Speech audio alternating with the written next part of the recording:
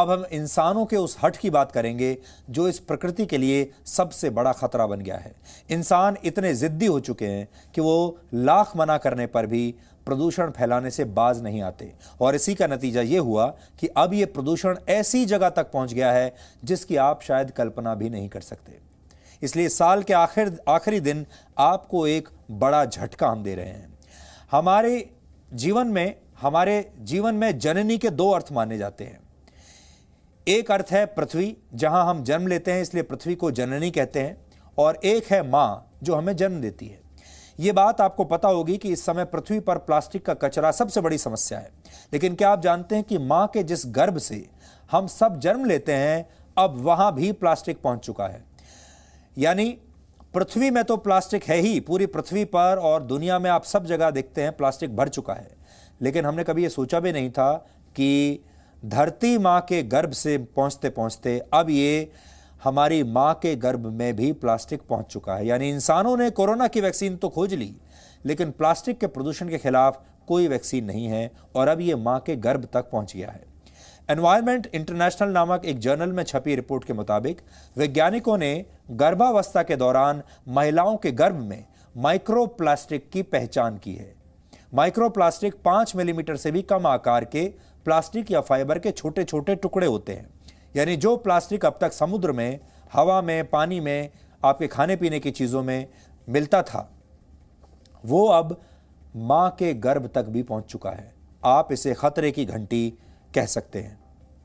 इस रिसर्च में कुल 6 महिलाओं को शामिल किया गया था। इनमें से 4 महिलाओं की गर्भनाल में नीले, लाल और गुलाबी रंग के प्लास्टिक के कण मिले। गर्भनाल महिलाओं के शरीर के वो अंग होते हैं जिससे गर्भावस्था के दौरान बच्चे को ऑक्सीजन और जरूरी पोषण मिलता है। वैज्ञानिकों का मानना है कि पेंट्स, कॉस्मेटिक्स और पर्सनल केयर प्रोडक्ट्स के जरिए प्लास्टिक के ये कण महिलाओं की गर्भनाल तक पहुंचे हैं,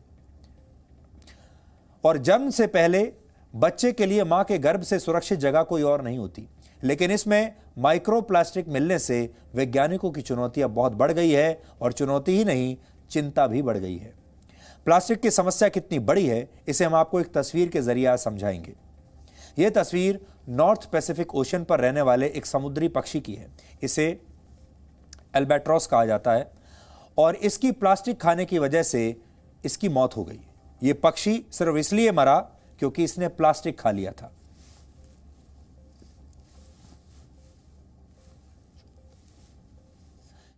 बाद जब अमेरिका से कुछ लोग वहां एक फिल्म की शूटिंग करने के लिए पहुंचे तो उन्होंने ये तस्वीर खींची। तब इस मृत पक्षी के पेट में प्लास्टिक की बोतल, एक प्लास्टिक का ढक्कन और दूसरी चीजें मिली। आप इस तस्वीर को ध्यान से देखेंगे तो आप प्लास्टिक के खतरे को सही मायनों में समझ पाएंगे। अब अनुमान है कि अगले 20 वर्षों में दुनिया प्लास्टिक की गंभीर समस्या से बहुत जबरदस्त तरीके से संघर्ष कर रही होगी। हर वर्ष पूरी दुनिया में 30 करोड़ टन प्लास्टिक का कचरा पैदा होता है। यह पूरी दुनिया की जनसंख्या के कुल वजन के बराबर है। आप सोच रहे होंगे कि प्लास्टिक ही तो है, इससे क्या होगा। हमारे देश में प्लास्टिक बैग्स पर प्रतिबंध है, लेकिन बावजूद इसके लोग इसका इस्तेमाल करते हैं।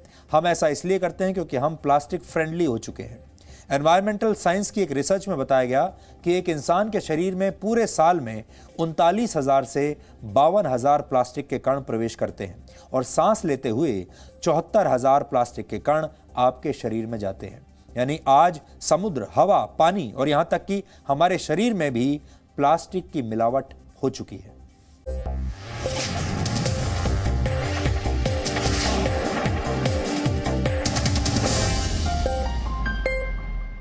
Presenting V News app, available on Google Play and App Store. Download it now.